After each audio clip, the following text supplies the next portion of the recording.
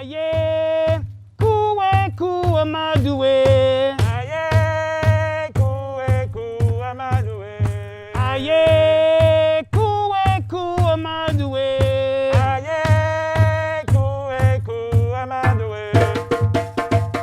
I'm curious, as we've been talking and discussing some of these issues and things, was there something in your career that you feel like helped you in a certain way to allow you to elevate or kind of deal with a lot of the stress and things that we've been discussing, like whether it's from a lot of this kind of outside racism to not being afforded these jobs and opportunities? Yeah. Was there something, like in your career, something that I guess prepared you to kind of deal with all these issues?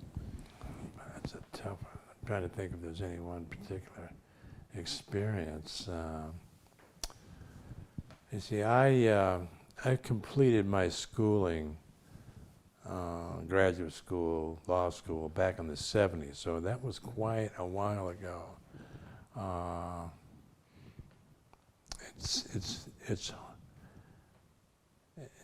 I would say that in my circumstances,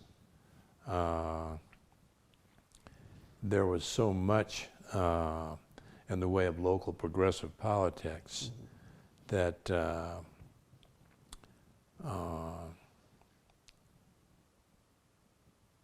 issues that we're looking at today, in terms of lack of access to good-paying jobs, decent education without going horrendously into debt. None of that stuff was a problem for my generation when we were coming up. So I would say that particularly in the Greater Bay Area, there just wasn't the kind of out front conflict around different ethnic groups trying to make it and create a life. Especially Latinos. The Latinos were sort of like in the shadows back then. They were not really, a group or a force to be contended with. They didn't get any, particular recognition, no real respect. Certainly not political respect. Not like today, where Latinos are just, accumulating power like they should be, and it's making for a better environment for all people of color, absolutely. And the recent outbursts of anti-Asian attitudes and behavior, to me, has generated a response that is going to make our diverse community even stronger. There's just been a lot of good stuff that's flowed from that, in terms of communication, support, ideas for contending with this craziness, and protecting people. So there's been a lot of good upside from that, I think. Yeah. That's good. Yeah, it's certainly a lot, and I think the Bay Area kind of fosters a lot of some of those attitudes, at least in terms of being able to kind of fight against a lot of these societal problems and things. It kind of, I've heard as much, I guess, with Berkeley at least, having that around and all that. Yeah. What got you into your career? Was it interest just because of the math, or just some of the other work that you were good at and you found a path that way? It's one of those, I used to work for Chevron. Chevron used to own and operate gas stations called Standard Stations Incorporated. And I got promoted from the gas station to an executive type office job when I was in my early 20s. And because of my math skills, and there was a trait that's unique to that particular area that I was very good at. It's called reading a stick. It's about how much gas is sold from the tank in the ground.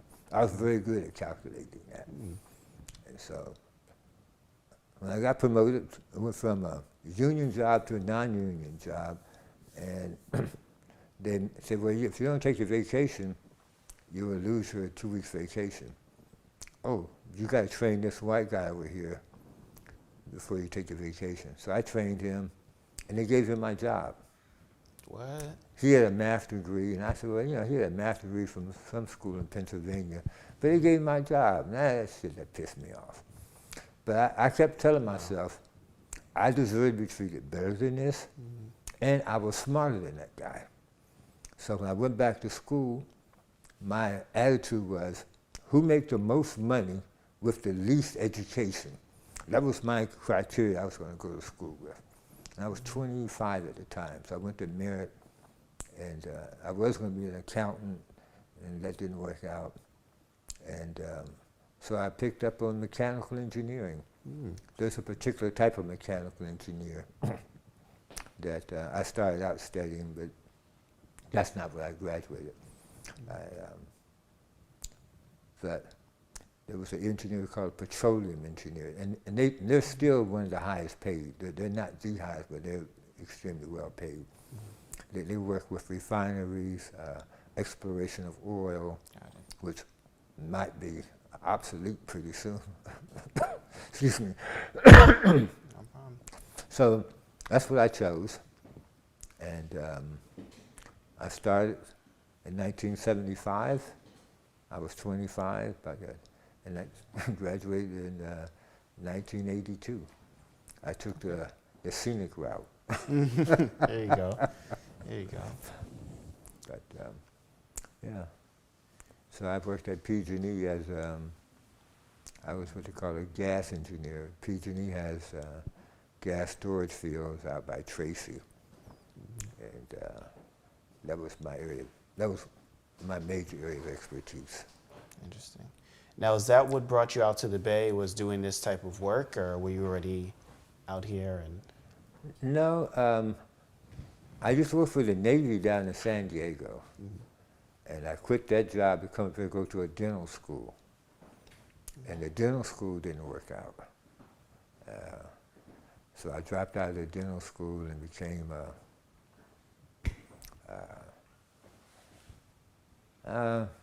anyway, I didn't go to school for a while. But that's what brought me up here. It was a little disappointing because the dental school was not what I thought it was going to be. But, that's when you have to learn how to accept some setbacks and defeat and, regroup and move on. yeah, that's true. And you try to. It sounds like a bunch of kind of different careers: accountant, dentist, dentistry, and just trying to figure out where your niche was and what worked. Yeah. I didn't work in those fields, but those are things that I considered studying. And it got to the point as you get a little older, I said, well, you start saying, I need to make some money. I mean, I'm fortunate to live in this type of system. Yeah, you want to be comfortable, you have to make some money. And That's true. so when I graduated, I applied for a couple of jobs, more than a couple. I got hired at PG&E. There's a company up in Sacramento called Aerojet. I interviewed with them, and the summer prior to interviewing with them, I worked for Westinghouse Marine Division, and I worked around the Trident submarines, the Trident missile systems. Wow. And so when I went up to Aerojet, they had a contract to refurbish the Polaris missile. There was Polaris, then the Trident. So the Polaris is an older system. And so I'm in this guy's office looking around, and the project management tool that they use was something I was very good at and familiar with. And so I'm looking at it's called a Tier 3 diagram. So I'm looking at it, and he comes in to the office and he looks at me, and he introduced himself, I introduced myself, and he asked me, do you know what you're looking at? I said, yeah, it's a Tier 3 diagram. And he looked at me and said, how do you know that? I said, I worked at Westinghouse Marine Division last summer, and that's what we use on the Trident missile system. And he was surprised. And then the other question they asked was, because you need clearance to work at this job. He says, have you ever had clearance before? I said, yeah. And where? I said, in the Navy. When I worked down in San Diego. When I worked down there, I had top secret, because I worked around a lot of top secret equipment. So that was another thing that kind of floored him. And so, but the job required someone who could get clearance, and if you've had clearance, it's easy to get it to get it again, supposedly. At least it was then. And so that was on a Friday. I went there on a Friday. They made me an offer. The guy said, I would make you an offer before you leave. Wow. And they did. Wow. They did, because, and I told somebody, I said, well, I was the third. I knew they had to hire a black person. So I was the third one that went up there. I said, that's my job. So they made me the offer. I said, I had to think about it. Now, I graduated in May, and this was maybe in September. I'm really hungry for a job. And I said, I have to think about it. And I went home. And that Monday morning, PG&E called me. And so when they called, my response was, hey, I paid my bill. And they said, no, we're calling. We're not calling for you for that. We're going to make you a job offer. So their job offer was a little higher than, was a lot higher than Aerojet. And I told Aerojet, and Aerojet sweetened their pie, but they couldn't match PG&E. But I often wonder what my life would have been like if I ended up working at Aerojet up in Sacramento. Yeah. Yeah, and you know, it probably been okay. I probably would not have met my wife, because I met her as a volunteer at PG&E. Oh, okay. Yeah, she was the executive director of the San Francisco Historical and Cultural Society, and I volunteered with her group. I'm a member of the Black Engineers, and there was another group, black folks called Inventors International. We wrote a book on black inventors. Wow. And so I did most of the research. But that's how I met her. And this October will be 30 years that we've been married. Wow, that's beautiful. Congratulations. Thank you. Congratulations. Now, I'm curious, you just mentioned you doing the research for this or on other black research. What was that like? Well, this was, I forget what year it was. It must have been 82. There is, the Carnegie Woodson people put out, they share information, say, this is going to be the target of what we're going to look at for this particular year. In the year that we chose, they had a list of inventors. And they just had the names. And so we had that list, and my job was to take the list they had and find as many of the patents that these folks had invented. You know, so some folks had a lot of patents, some folks just had one or two. And the patents that I thought were the most interesting, I would go dive a little further and get more information. There's a patent library in Sunnyvale, so I would spend a lot of time in Sunnyvale looking up the patents. And so, and one of the guys from Inventors International, his name was Paul Brown. He invented a toy that you probably played with. He invented the self-correcting gyroscopic top. Oh, yes, yeah. Yeah. Okay. Mr. Brown invented that. And when he invented it, he was a draftsman for some company. And he made toys because he grew up in an orphanage and he didn't have any. So that was his motivation to make toys. And so when he came up with this self-correcting gyroscopic top, he made enough money on that, so he eventually quit his job. And so he was highly motivated to work with us. And you know, That's interesting. putting together people who had patents. Unfortunately, most black folks who had patents don't reap the financial reward from the patent. A lot of black folks end up selling the patent to someone else because they could not get the financial backing to make that patent. Just like shoes. A guy named Metzner invented the shoelacing machine. This was in the Boston area. But he couldn't make any money on it, so he ended up selling his patent pretty cheap to a company. And that's why one time a lot of shoes made in Boston area because it was his machine. Wow. He couldn't get the financial backing. And that's the ugly side of capitalism. You know, you refuse black folks who are talented access to capital. It's changing a little bit now, but not much.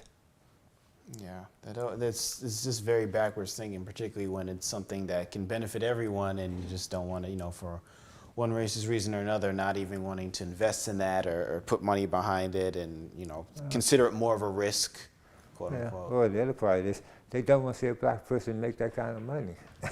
Yeah, that too. That too. Yeah. That's definitely a big part of it. I can see that. Well, it seemed like you became very rooted once you're, especially growing up in Berkeley and just having that as your background, your base to kind of expand out. What, I guess, pushed you, or is there anything in particular that got you into your career that my politics. I attended San Francisco State. I started there in 1960. And by 1968, we were into the strike for ethnic studies. And so I was enrolled at State for all that time. I was pretty much a full-time student.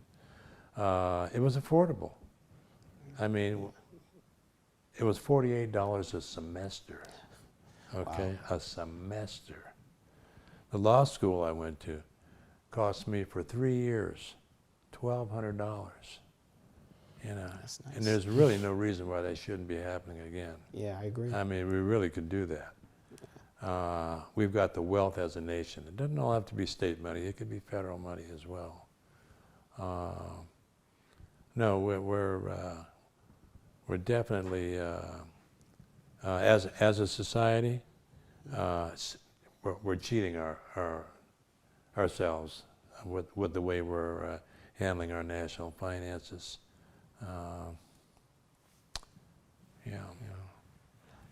Just one more thing I'd like to say about the involvement in the fight for ethnic studies. Yeah, please. That was 50 years ago, and it's, to me, I could not have anticipated the kind of impact that struggle would have. I mean, it wasn't just at State, it was also happening elsewhere in the country. Like at, I think Princeton was one place where they were fighting for ethnic studies. But, you know, I turn on the radio today, like, you know, some of the programs on KPFA, and I hear professors of ethnic studies giving these incredible talks. I heard a woman professor yesterday talking about her book that she had written on the Asian experience in San Francisco in terms of how the larger society created these really negative stereotypes about Asian women, and she's done an entire book on this, and you know, and she's in that position because of what we did 50 years ago. It's just, it's, you know, it's almost incredible to believe sometimes, but it's also kind of like makes perfect sense, you know. I'm just so grateful that we got into it when we did. It was a great experience. That strike was 4 months long. Wow. 4 months, and they attacked it with police force. Wow. You know, over 700 arrests. Yeah. Jeez, that's serious. Two of them mine.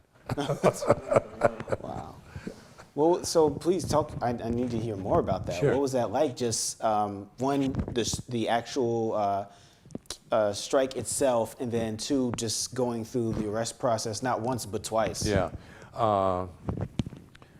Well, what happened is that there had been like little initiatives that were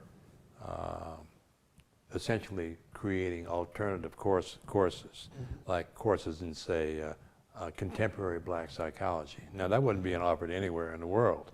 Right. But we got the faculty to extend academic credit to our own choice of faculty who would teach these courses. Now, in some cases, they were just graduate students, but in other cases, we got superstars like Nathan Hare from the University of Chicago. Actually, he had been at Howard, but he got one of his PhDs from Chicago. So it was an extremely exciting time to start creating this new curriculum. And the momentum from that, never stopped. Even in the midst of that strike, we were still, pushing for course support, looking to create departments, and to finally have a school of ethnic studies. I mean, in many places like Harvard, for example, when they started letting ethnic curriculum, into the building, so to speak, it was very minor academic authority that was behind it. It would be a course in a department, and just one, or maybe two. But entire course offerings, no, man, no way they were going to go for anything like that. And that's why it's been a fight. Even in places like San Francisco, it's been a complete fight for funding and support, and it's still going on. The groups that are having difficulty now are the Middle Eastern faculty. There's a lot of politics, a lot of Israeli politics getting played in the United States, and it's hardball. It's hardball. Yeah. Certainly. And just what was the being arrested? Like you mentioned that twice. Well, that's the way the strike was attacked. It was attacked with police force. And what it was, the strike, all the classes were shut down. Every day we would have a noon rally at the speaker's platform. And there would be hundreds and hundreds of students and faculty at these rallies. We'd have community leaders, like leaders from the ILWU, the Longshoremen's Union, leaders from city government, newspaper publisher, Carlton Goodlett, people like Willie Brown, all sympathetic to the strike. We had Yori Wada, a Japanese American who was on the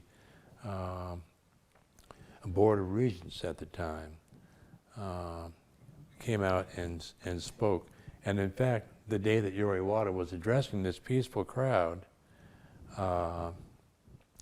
that had gathered in defiance of S.I. Hayakawa, who said, "You can't meet on this campus." He just declared it himself that there would be no more assembly, no free speech. Didn't go to court, didn't do anything like that. So we ignored him. Mm-hmm. And on one particular day when Yori Wada was addressing the crowd and speaking on behalf of ethnic studies programming establishment, they sent several hundred TAC squad around the rally and arrested about 600 people. Wow. Yeah, and I was in that it was called the mass arrest, and it was a hardship. Jail was ugly. I had my dog in my car. Oh. The dog was locked up in the car oh man, hardship. But and we weren't anticipating it. We just weren't ready for it. Mm-hmm. But we quickly fought back, and I was on the board of a university, San Francisco State University Foundation, and we had control of a lot of money. So I consulted our lawyer and said, how can we use this money to get these people out of jail? And damn if he didn't come up with a statute on the California books that authorized these foundations that I was part of the board of to spend money to enable people to attend college. I said, well, hey, they're in jail. Let's get them out of jail so they can go back to college. Yeah. And the authorities in the state college system reluctantly had to go for it. And we got people out of jail. It was our money anyway. I mean, this money had been collected from students in cafeterias, parking lots, things like that. Mm-hmm. So we were very creative in how we fought back on that mass arrest, and it enabled us to keep going. Yeah.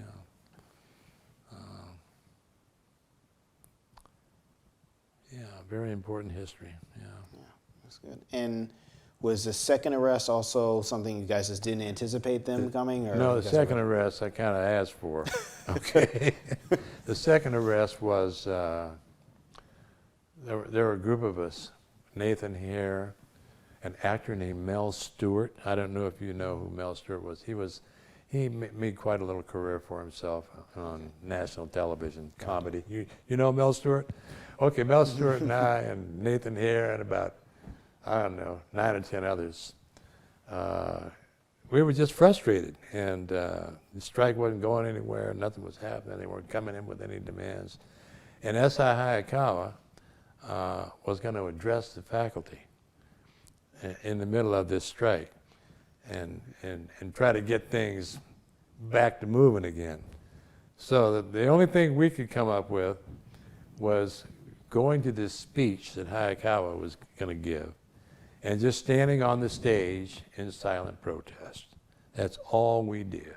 Okay, we didn't make any noise, but Hayakawa flipped out and sicked the tax squad on us. Some of us ran.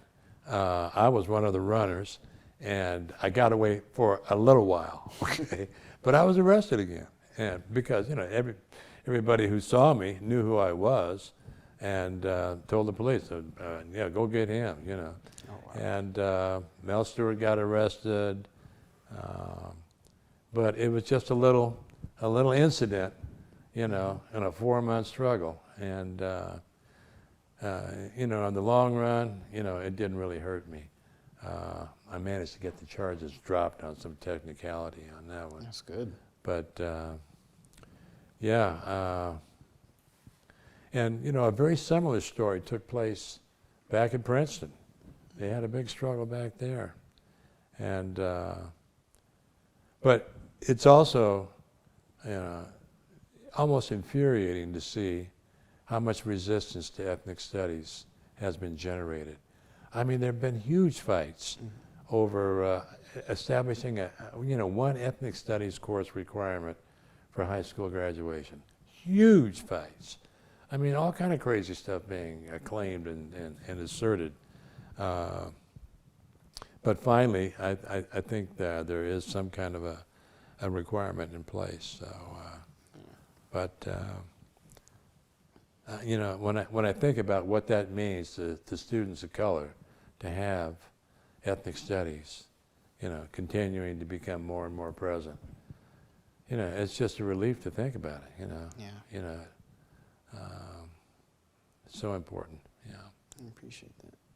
What were some of the arguments that you would hear in regards to all the work that you're doing against, having these ethnic study programs, and has it changed, or do you feel like it's the same argument that you're hearing for, say, maybe critical race theory or something? Yeah.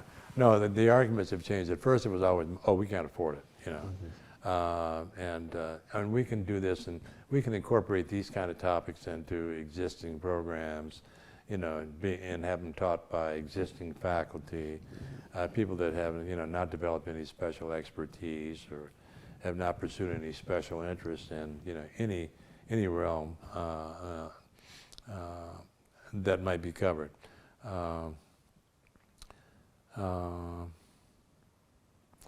But the arguments again, the Trumpian arguments that are present now, of course, is, oh, you know, to talk about race is to divide us. You know, that's hateful. I mean, you know, you're teaching, you know, your kids to hate white people. I mean, all this craziness is coming out around critical race theory. I mean, they're claiming that critical race theory is being taught in grammar school. That's just not true. I mean, critical race theory was sort of happening back in the 90s. Right. And, you know, I can tell you that it doesn't have, I mean, I looked, just for the heck of it, I took a look at a couple of the websites of two schools of education. Stanford School of Education, where I got a degree. I looked for critical race theory, couldn't find a single mention of it anywhere on the Stanford School of Education website. So, well, how is this stuff getting into the schools then, if it's not coming through the schools of education? Right. You know, this is baloney, man. You know, it's just like, you know, the stolen election. It's just another huge myth. And it's just being pumped into, you know, the mainstream population. And wow, it's jamming us. You know, this is serious, seriously problematical stuff that we're contending with. And where does it end? How does it end? Not clear, yeah. Why do you think that type of, I guess, rhetoric and things that you're hearing is so dangerous, particularly like the black community? It's dangerous because, well, for several reasons. First of all, it's just not true. Okay, it's, you know, it's a false narrative, and secondly, it creates mainstream resistance to black power and control over what we do, you know, with public assets, like public school budgets. Oh, you can't talk about race. Man, we can't have that kind of discussion going on. That's crazy. That's just totally negative and counterproductive. And yeah, I mean, the idea that you know, that talking about the history of slavery in this country is somehow divisive. I mean, that's a fraud. Yeah. It's another smear.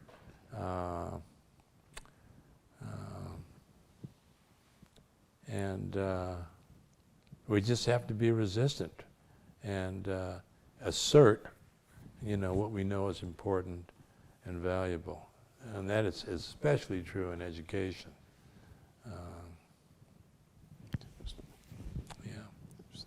You had mentioned earlier, I'd like to hear a little bit more about some of the work you did with this San Francisco Foundation.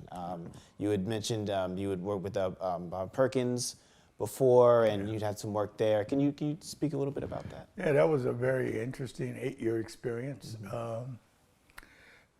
The current executive CEO president of the foundation, Fred Blackwell, 25 years ago, I hired him as my program fellow while I was a senior program officer at the San Francisco Foundation. So I was able to mentor someone who ends up coming back 25 years later and being the head of that foundation, which is one of the largest community foundations in the country, and who happens to be the son of Fred Blackwell Sr. Right. Yes. So that's a very interesting connection. But while there are two things that I did that I think really were impactful, and one of which goes on to this day. Given my grandfather's influence on me as a Baptist minister, I founded what goes on to this day, 26 years ago now, the Foundation Alliance for Interfaith to Heal Society program at the San Francisco Foundation. It is an ongoing program that makes grants to interfaith groups to affect social change here in the San Francisco region, Bay Area region. I can remember organizing 600 congregations while I was at the San Francisco Foundation to challenge the backward decision on that President Bill Clinton made on so-called welfare reform that disadvantaged people of color, showing up and protesting that, organizing around affordable housing, dealing with the homelessness crisis. And so I was able to start that at the San Francisco Foundation, and millions of dollars have been granted to congregational interests around the Bay Area to do some of these things over the last 25 years. The other thing that I was able to accomplish against huge odds, but it did make a difference. Foundations back in the day, and even to this day in some ways, are reluctant to fund advocacy and organizing and base building and power building efforts. I thought that to be something that needed to be challenged. I was not satisfied with us being able to make grants nibbling around the edges of what was wrong. I thought that we should be organizing folks who were ready to take on the systems to change things in a fundamental way, to advocate for policy change and legislative change. And so I was able to organize a group of funders, foundations in the San Francisco area, into a coalition that began to make grants for advocacy and social change. I'd like to say that I had a lot to do starting that at a larger scale, and it's now practiced by many of the foundations in the area today. So that's what that experience was. Wow. Wow. Now, is there anything else that you'd like to let our audience know, or something that you feel like you would, just like to share before you finish? I think I've covered it all. I've had a blessed journey on this earth as we know it.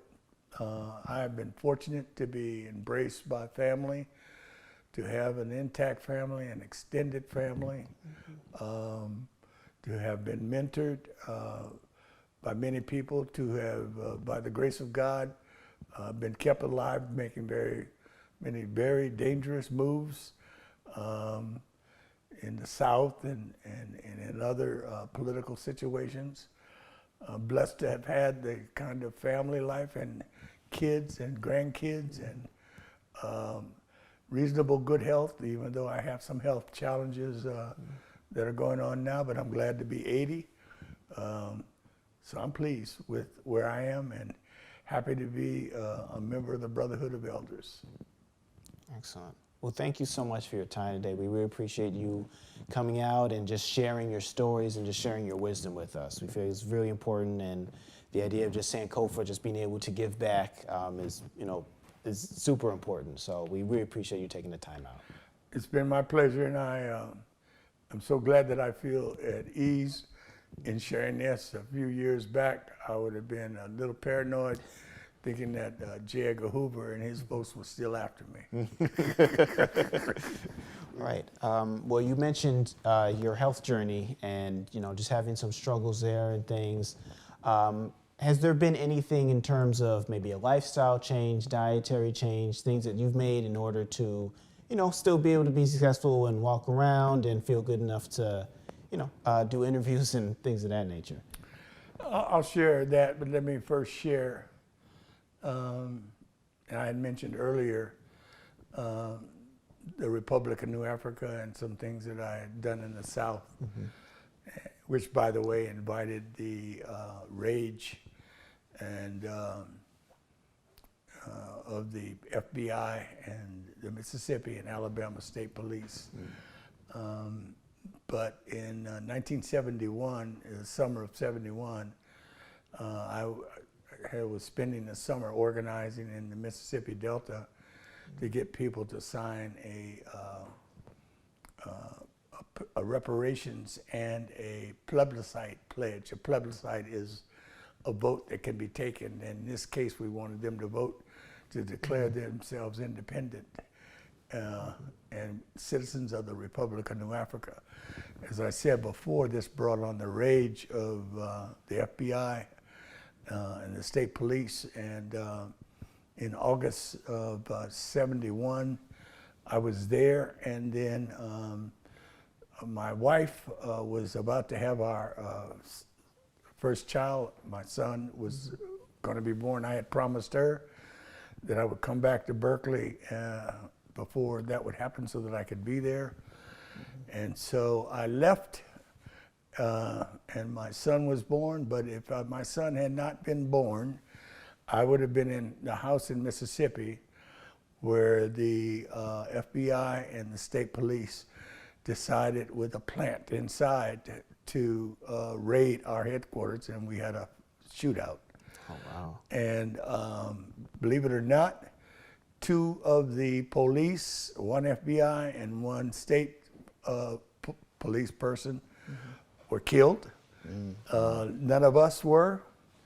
We were ready and locked and loaded and thought something like this would happen, and we had quite an organized plan. Quite frankly, we had tunnels and ways to escape. But my point is that if my son had not been born, my life would have been totally different, because those of us who survived that firefight went to jail, many for life, and some later had to get out of this country and hijacked planes and went to Cuba. But I would not be alive if it had not been for my son's life. And so my point is that the rest of my life from that point could have been entirely different, and I could have been dead, and I could have been in Parchment Farm or in prison. Yeah.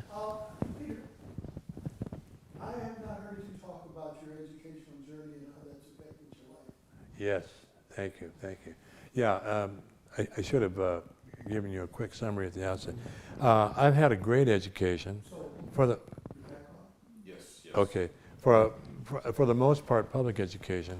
As I indicated earlier, I attended Berkeley Public Schools. Now Berkeley, of course, is a university town, and many of the kids in the schools, parents were like faculty and whatnot. But my parents didn't go to college, and my dad was a carpenter. My mom eventually became a legal secretary, and then after that became a court stenographer, a court reporter. So they both had skilled jobs, but no college. And they never once encouraged me to go to college. Interesting. I don't know why. They just didn't. And after I graduated from high school, I was so glad to get out of high school. I got a job at Montgomery Ward that was still in business back then. They had a big outfit in Oakland. I got a job, it was a temporary job right after high school for the upcoming summer season. I'm sorry, Christmas season. And I was making $1.69.5 an hour, which was pretty good at the time. And then I asked my boss, who'd been there for 22 years, how much he was making. And he said $1.99.5 an hour. And I said, what? Yeah. I said, that's what I got to look for. And I said, I think I better go to college. So I got into San Francisco State, no particular, focus or what have you, but State was a great place, a lot of diversity, a lot of people into alternative politics. Ethnic studies was definitely a big happening thing. We wanted it, and we made that happen. So it was a great place to be. And I was at San Francisco State for 8 years. But near the end of that career, I got interested in higher education policy, and that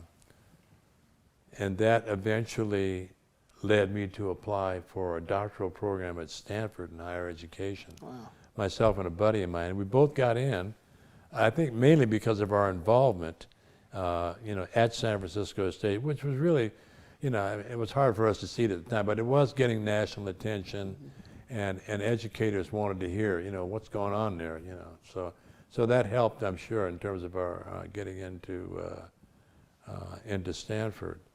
And I wanted to do a dissertation on state efforts to increase people of color participation in higher education.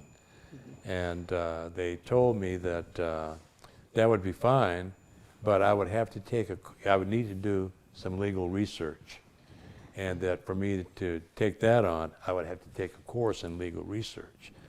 So I was living in the city at the time, and so I went down to Hastings, which I lived about a mile and a half from, and tried to sign up for a course in legal research. And they said, no, we don't do no single courses.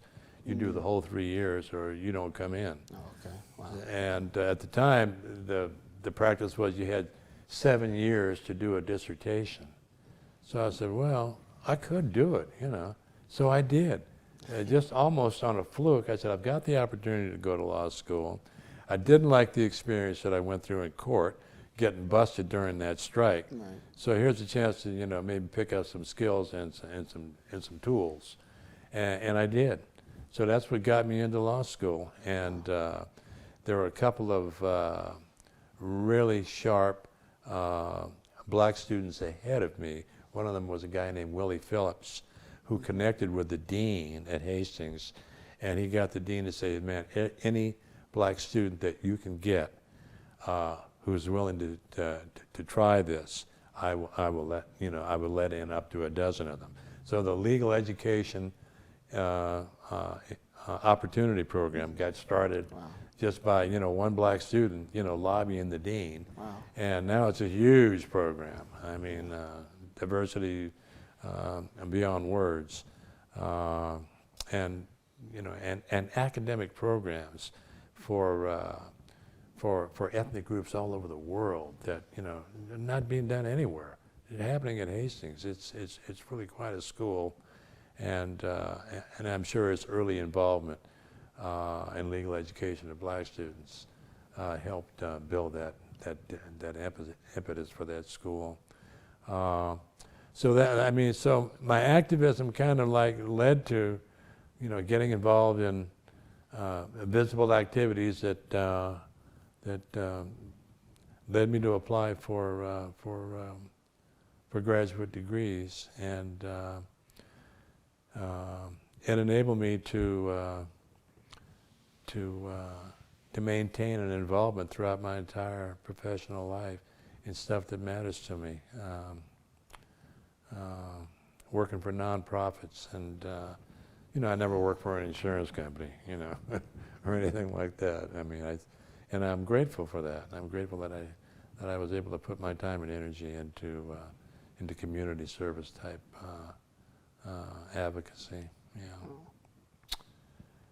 Yeah, and I wasn't the only one. A lot of people got great educations in the 60s and 70s.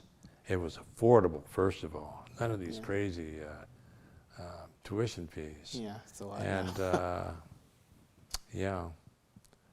and I'm still in touch with a lot of the people who went to state and were in that strike.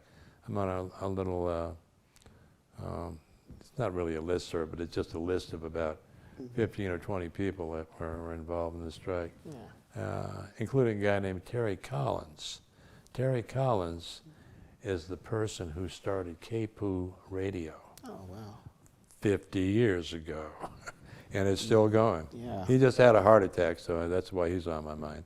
But some great people came through San Francisco State, and a lot of them are still kicking. That's excellent. Yeah, thanks for asking the question. Excellent. Well, thank you for sharing that with us. Yeah, that kind of colors in the experience of just from what you're doing in your youth to what inspired you to go forward in your career. So thank you for sharing that. That colors it in. Thank you for having me. Yep, no, All absolutely. right.